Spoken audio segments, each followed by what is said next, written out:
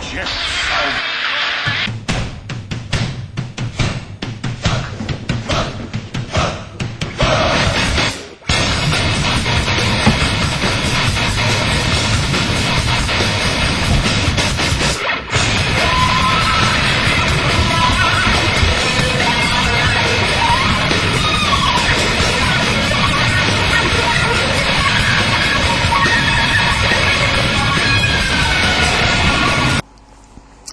Okay, welcome to episode 3 of The Backyard, and I would like to point out I am not doing this to piss UK off,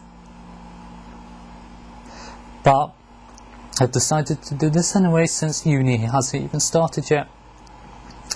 And to become more professional, I've not only got myself my own Cugly flashy mic worth £5 and down at your local flea market. There's also now subtitles. Going down the bottom of your screen as we speak is what exactly I'm saying, and maybe even what I'm thinking.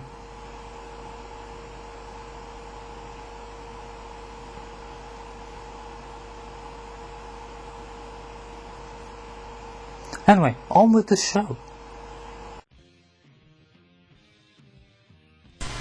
Let's go. Head to head. I know you know down your asses. And then smack it down.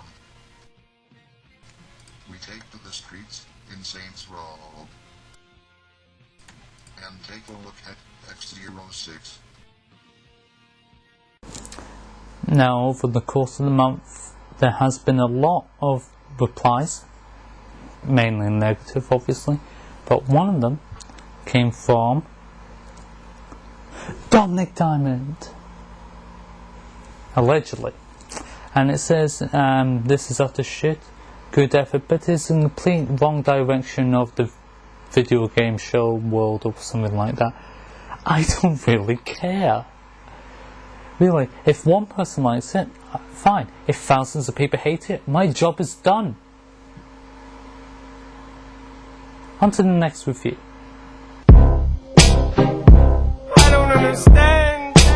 Why are you being so mean?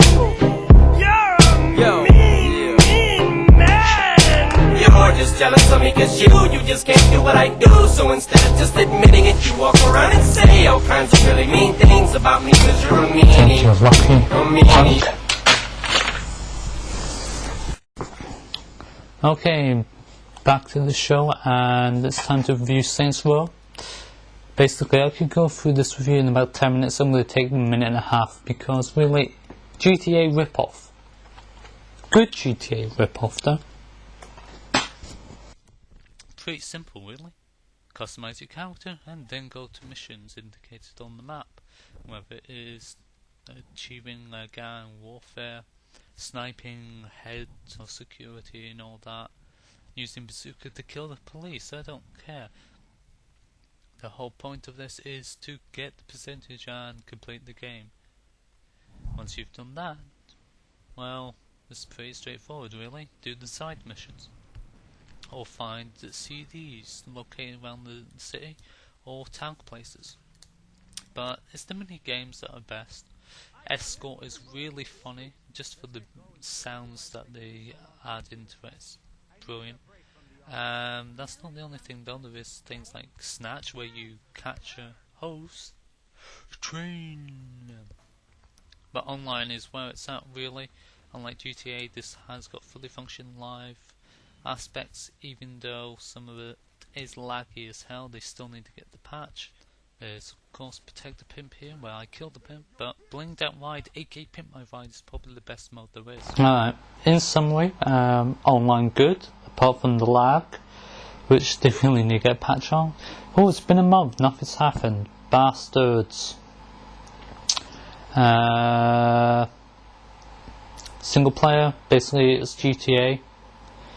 Long, can get strenuous, missions aren't that difficult, repetitive. Other than that, it's good, because running over people and using a bazooka to blow up a helicopter is always a good thing, right?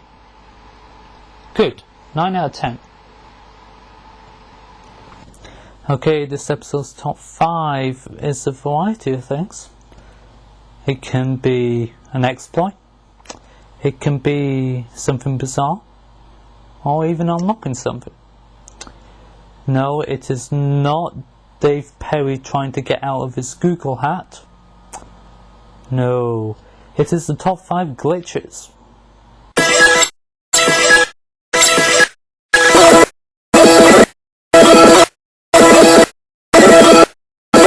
Okay, this is from Madden on 360.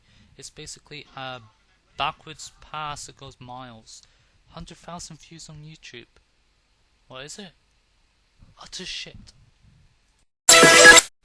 Okay, this is Splinter Cell Pandora Tomorrow at number 4. This was widely considered to be the glitchiest game on Xbox Live for a matter of weeks and months, because you could do backflips and end in another period of the map. Shame it ain't on YouTube, so this comical sidestep glitch is coming to you thanks to YouTube. Number 3 is the brilliant game that is Pokemon. Now, for years there was numerous cheats and exploded cheats to get Mew. This is one way of actually doing it without any of that. By facing a certain kid and not facing an old man, then going to a certain point, you can face Mew for yourself, and there's no glitching required. See? Captured. Ding ding ding. Dun dun dun dun.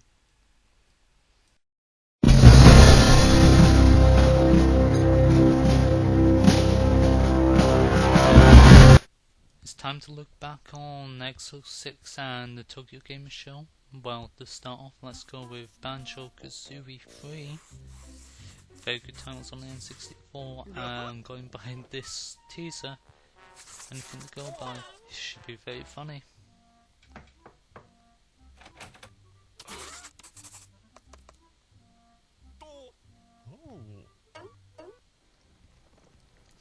And now it's on to Assassin's Creed. This is from the same people that made Prince of Persia: Sands of Time, and it looks incredible for the 360. You're an assassin, duh, and you have to kill people, but you can stealth, like in Splinter Cell, or you can go in against the crowd and pretend you're one of them. It's pretty good. And you can also die in one shot, and that's the best thing about this. This isn't arcaded, this is pretty much like the real thing. Good acrobatics as well. You can tell it's from Prince of Persia.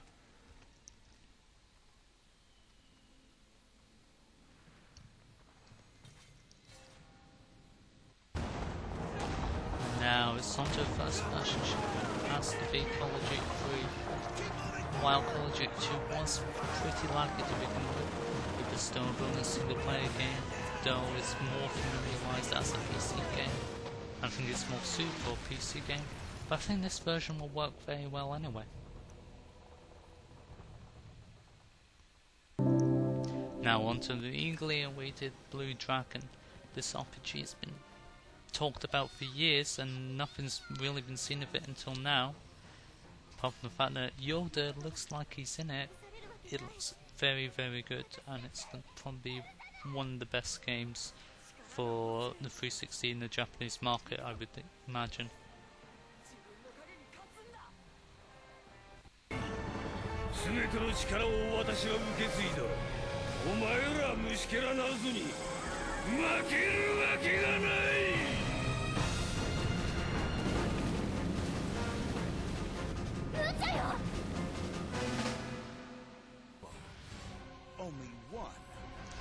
Oh, it's now a film, movie time, Shrek 3. I'm a fan of Shrek. The game will be shit though. But it's all about Forza. You know PGR4's coming, but this is ultimate in customization. I know someone who's one of the best in the world on it, and he takes a lot of effort and pride in this, and I think he still will. But it's one game that was released and announced just after its show on the X06, and that was Doom. Basically, it is from the classic PC game. There's been probably hardly anything done to it, and basically this is one of the granddaddies of the original PC genre. This and Wolfenstein was probably the best games out back then, and really nothing's really changed, and it's still as good as ever. Okay, there's no up and down, but really, do you need it in a good game like this? It's all about the guts, it's all about the spills, and it's all about dodging those fireballs. There's no notable differences apart from online multiplayer, and really, it's pretty decent if you can find a room. It doesn't appear to be any lag, though the maps are that of the levels themselves as well, which can get confusing, and because they're so large, it's very difficult to get around to find people, because it's only 4 people online, unfortunately. But this is the granddaddy of them all. This is Halo Wars. Position. 6 up. Blue 6, we're under attack.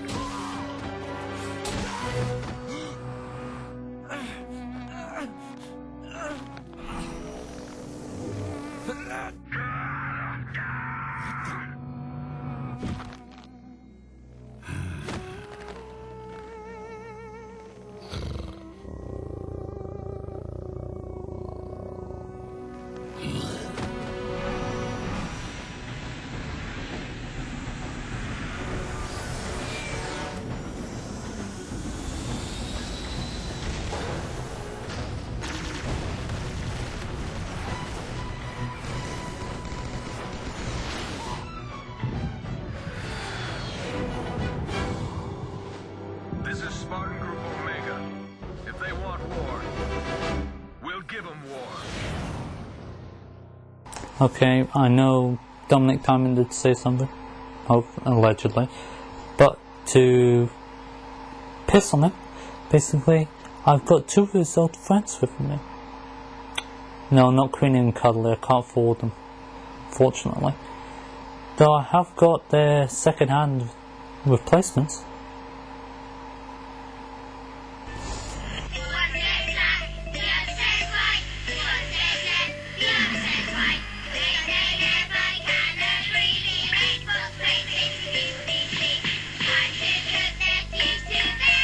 Queeny and Weenie. Welcome to this week's head-to-head. Weenie and Speedy have been amping themselves trying to find 2 games to compete against in a numerous set of rounds, and...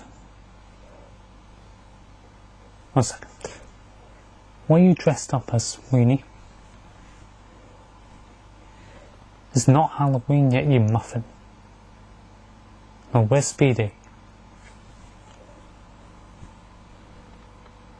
Oh dear me. Speedy, come up here. Come on, come on, come on. Now what the hell are you dressed up as? Craig David, you're saying? Good likeness. Now go and get your boxes. As in every episode, both Speedy and Queeny have fought themselves over 2 illicit titles, and this time it's Japanese wrestling games. Now, Speedy has chosen a cracker 5 Pro Wrestling D, and what's Queeny chosen? Giant Gram 2000. This should be an interesting clash. First up, round 1, graphics. With Giant Gram 2000, it leeches every bit of the Dreamcast's processing power to provide perfection in the graphics. From the entrances to the moves, everything that Giant Gram 2000 does looks absolutely realistic. With Fire Pro Wrestling D, 2D can become 3D in the entrances. While 2D does have its limitation, it still uses a hell of a lot of its power to provide perfection. But what did the people think? Out of the 1 person survey, 85% of them felt Giant Gram 2000 was the best in the graphics department. Giant Gram 2000 is in the lead, 1-0. 2 rounds to go. Good one, Queeny. Good choice. Good choice indeed. It's okay, Speedy. It's still the second round. Long nativity. With Giant Gram 2000, there is a historic mode where you relive Japanese matches from the past. Not only that, there is the arcade mode where you beat up several opponents through pin or submission. With Fire Pro D, however, there is so many modes you can choose and switch to electrified cave matches, to 8-man battle royals, 8-man tags, capture and falls. The varieties and modes are endless. With 99.9%, 514 takes the second round. This ties it up at 1 apiece. 1 round to go. Okay, you can stop now, Speedy. Yes, you're back 1-1. It's all important third and final round. It is gameplay. With 5.D, welcome body parts and they become injured. Welcome them and then play a sub and you may get your opponent to submit. Work body, do damage. Simple. With Giant Gram 2000, however, combos are the way to go. Like any beat 'em up, it is perfect. But reversals are the key and no health equals easy pin. But how did the viewers feel about these two giants of a game going head to head? With 51%, Giant Gram 2000 gets the third and final round. Giant Gram 2000 wins 2 rounds to 1. Congratulations, Queeny. You win. Giant Gram 2000 is the superior Western game for the Dreamcast. But don't despair, Speedy. The forfeit is not a bad one. It's more of an accomplishment. You're going to be in flat out too. Yes, you're going to be in flat out too.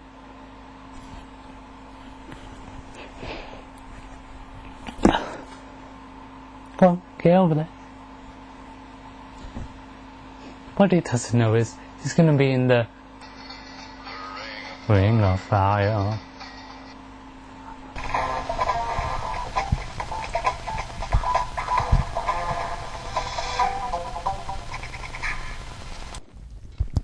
With the upcoming Battlefield 2142 game on the PC, I've gone to its predecessor, Battlefield 2, and it's still addictive. No single player, obviously, because it doesn't need one. It's all about the online.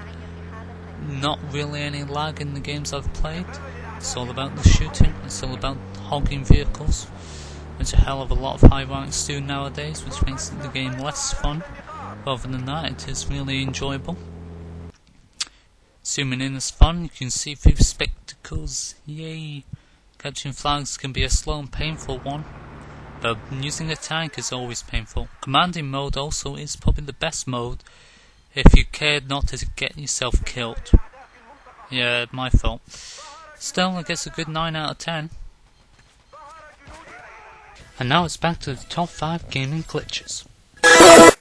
Okay, and number 2 is Battlefield 2, and I was actually in this game. Credit goes to Team Bankers United for making this video. Basically, it's dropping millions of cars or millions of supply drops. And if you're very lucky, you can get in the car when it's swinging, and you can be in your own fairground ride. Loop de loop de loop de loop de loop de loop de loop be loop be loop loop be loop. Okay, at number 1 it has to be Halo 2. So many glitches that I have to mention most of them. Okay, we have the sword glitch, rocket glitch, super bounce, tank glitch, plasma pistol glitch that red versus blue news, jumping, battle rifle glitch, but my favourite, mainly because I used to do it a lot, is the tank, squash it in Zanzibar and make it spin. Yeah! And now time for a new segment, the demo zone. This week, Smackdown. Okay, on to the demo. Kane vs Triple H, no holds barred, and that's pretty much what it is. While it's only a demo, and the movesets are pretty uneven and don't make any sense to the wrestlers' counterparts, it's still pretty good. They have improved immensely. The combo moves, for instance, take this for example. I'm holding it, the suplex up. Now I could do a vertical suplex or I could do a front suplex. I do a front suplex here. And this clutch, instead of doing a DDT, I do a swinging neck breaker to work the neck. Or I do an FU. Don't know why. If you actually drag your opponent to the ring post or to the ropes, you can do low blows and chokes, which is good for body damage as well, especially if you want to boot your heel damage. Do the A button near a table and you can set it up, and then put them through it. You don't have to be on top of them this time. Get them in the corner and you can push them to ringside. Of course, this gives you access to even more moves like a trash can, and you can even grab stuff from the fans nearby. Here I'm setting up another table. This is a regular table though, so I've got a few more options. And this set up the table properly, this time in like the quick arcade style. Triple H now has a pedigree through a table as a different finisher, which looks impressive.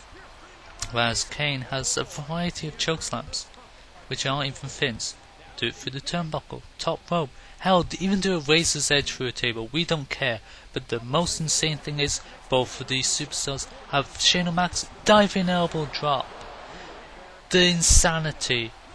But it all doesn't matter, it's a good game, it's well worth it when it comes out, especially for that cut sequence. The truth, the pedigree is the truth, and Smackdown vs. Raw 2007 is the truth.